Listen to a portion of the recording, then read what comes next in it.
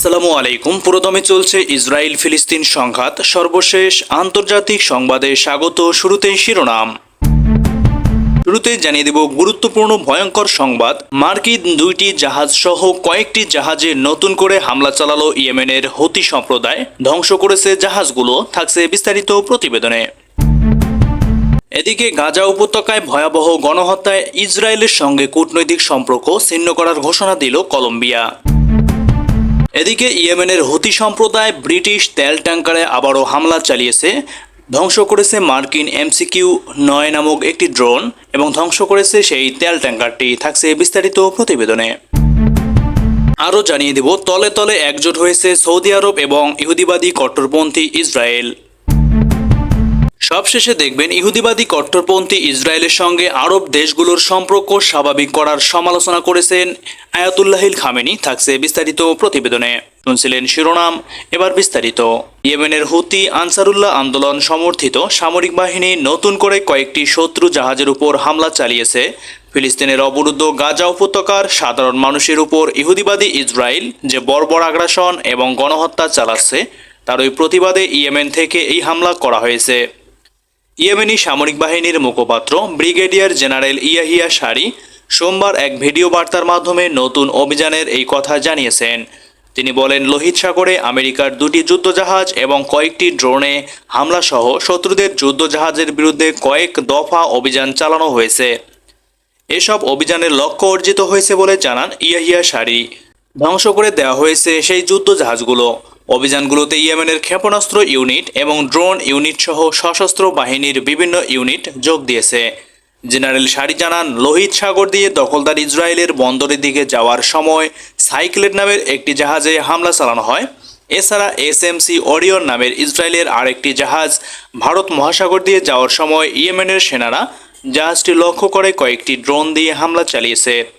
ইয়েমেনের সেনা কর্মকর্তা বলেন, গাজা উপত্যকায় ইহুদিবাদীদের বর্বর আগ্রাসন বন্ধ না হওয়া পর্যন্ত ফিলিস্তিনের প্রতি সমর্থন জানিয়ে এ ধরনের অভিযান অব্যাহত থাকবে। এদিকে ইয়েমেনের উপর ইঙ্গো মার্কিন আগ্রাসনের প্রতিবাদে আমেরিকা এবং ব্রিটিশ লক্ষ্যবস্তুতে নতুন করে হামলা চালানোর ঘোষণা দিয়েছেন ইয়েমেনের সশস্ত্র বাহিনীর মুখপাত্র ব্রিগেডিয়ার জেনারেল ইয়াহিয়া সারি। তিনি বলেছেন, শুক্রবার ইয়েমেনের নৌবাহিনী লোহিত সাগরে একটি ব্রিটিশ তেল ট্যাঙ্কারে হামলা চালিয়েছে। সারি জানান, বেশ কয়েকটি উপযুক্ত ড্রোন ব্যবহার করে অ্যান্ড্রোমেডা স্টার নামক জাহাজটিতে হামলা চালানো হয়। এ সময় একাধিক ক্ষেপণাস্ত্র জাহাজটিতে সরাসরি আঘাত হানে বলে তিনি উল্লেখ করেন। পাশাপাশি ইয়েমেনের সাদা প্রবেশের আকাশে একটি মার্কিন MCQ-9 ড্রোন গুলি করে ভূপতিত করারও ঘোষণা দেন জেনারেল সারি। $3 কোটি মূল্যের ড্রোনটিকে বিদ্বেষী তৎপরতা চালাতে ইয়েমেনের আকাশে পাঠানো হয়েছিল বলে জানান তিনি। ইসরায়েলি গণহত্যা শিকার গাজাবাসীর প্রতি সংহতি জানাকে ইঙ্গো মার্কিন লক্ষ্যবস্তুতে নতুন করে হামলার অন্যতম উদ্দেশ্য বলে বর্ণনা করেন ইয়েমেনের সশস্ত্র বাহিনীর এই মুখপাত্র। তিনি বলেন, অবরুদ্ধ গাজা উপত্যকায় দখলদার সেনাদের গণহত্যা অব্যাহত থাকা পর্যন্ত লোহিত সাগর, আরব সাগর এবং ভারত মহাসাগরে ইয়েমেনের সশস্ত্র বাহিনীর হামলা চালাতে থাকবে। গত বছরের 7 অক্টোবর গাজায় ইসরায়েলি গণহত্যা শুরু হওয়ার পর থেকে ইসরায়েল সংশ্লিষ্ট জাহাজগুলোতে হামলা চালিয়ে আসছে ইয়েমেন। পরবর্তীতে আমেরিকা এবং ব্রিটেন ইসরায়েলের পক্ষ হয়ে ইয়েমেনে বিমান হামলা চালানোর পর হামলার বৈধ লক্ষ্য হিসেবে ওই দুই দেশের স্বার্থকে অন্তর্ভুক্ত করেছে ইয়েমেন। এদিকে অবরুদ্ধ গাজা উপত্যকায় ভয়াবহ গণহত্যা চালানোর কারণে ইহুদিবাদী কট্টরপন্থী ইসরায়েলের সঙ্গে কূটনৈতিক সম্পর্ক ছিন্ন করার ঘোষণা দিয়েছে লাতিন আমেরিকার দেশ কলম্বিয়া। দেশটির প্রেসিডেন্ট গুস্তাভো পেত্রো স্থানীয় সময় গতকাল এ ঘোষণা দেন। আন্তর্জাতিক শ্রমিক দিবস উপলক্ষে এক জনসমাবেশে পেত্রো বলেন, তার দেশ আগামীকালই ইসরায়েলের সঙ্গে সব ধরনের কূটনৈতিক সম্পর্ক ছিন্ন করতে যাচ্ছে। গত বছরের 7 অক্টোবর থেকে গাজায় আগ্রাসনের শুরু থেকেই ইসরায়েলের প্রধানমন্ত্রী বেনিয়ামিন নেতানিয়াহুর কঠোর সমালোচনা করে আসছিলেন পেত্রো। তিনি অন্যান্য দেশগুলোকে আন্তর্জাতিক বিচার আদালত ICC-তে ইসরায়েলের বিরুদ্ধে গণহত্যার অভিযোগ আনা দক্ষিণ আফ্রিকার পক্ষে যোগ দেওয়ারও অনুরোধ জানান। জনসমাবেশে পেত্রো তার ঘোষণায় বলেছেন, আপনাদের সামনে প্রজাতন্ত্রের প্রেসিডেন্ট ঘোষণা দিচ্ছেন যে আগামীকাল আমরা ইসরায়েলের সঙ্গে কূটনৈতিক সম্পর্ক ছিন্ন করব। কলম্বিয়ার প্রেসিডেন্ট তার বক্তব্যে ইসরায়েলের প্রেসিডেন্টকে গণহত্যাকারী বলে আখ্যা দিয়েছেন। পেত্রো আরও বলেন, গাজার এমন পরিস্থিতিতে বিশ্বের কোনো দেশ নিষ্ক্রিয় থাকতে পারে না। গত বছরের অক্টোবরে গাজায় হামলার পরই ইসরায়েলের সঙ্গে কূটনৈতিক সম্পর্ক ছিন্ন করেছিল দক্ষিণ আমেরিকার আরেকটি দেশ বলিভিয়া। সে সময় কলম্বিয়া, চিলি এবং হন্ডুরাস সহ ল্যাতিন আমেরিকার আরও কয়েকটি দেশ ইসরায়েল থেকে তাদের রাষ্ট্রদূতদের প্রত্যাহার করে নিয়েছিল। এদিকে ইরানের বিরুদ্ধে সমন্বিত প্রতিরক্ষা ব্যবস্থা জোরদার করতে গোপনে বৈঠক করছে সৌদি আরব এবং ইসরায়েল। চলতি বছরের মার্চে যুক্তরাষ্ট্রের মধ্যস্থতায় ওই বৈঠকে অংশ নিয়েছেন দুই দেশের শীর্ষ সামরিক কর্মকর্তারা। দিনে দিনে সামরিক সক্ষমতায় শক্তিশালী হয়ে ওঠা ইরানকে রুখতে দেশ দুটি তলে তলে একজোট হয়ে গেছে। সংবাদ মাধ্যম ওয়াল স্ট্রিট জার্নালের একটি প্রতিবেদনে এই তথ্য উঠে এসেছে। যুক্তরাজ্যের সংবাদ মাধ্যম গার্ডিয়ান এ বিষয়ে একটি প্রতিবেদনও প্রকাশ করেছে। প্রতিবেদনে বলা হয়, গোপন বৈঠকটি অনুষ্ঠিত হয়েছিল মিশরের শারম আল শেখ শহরে।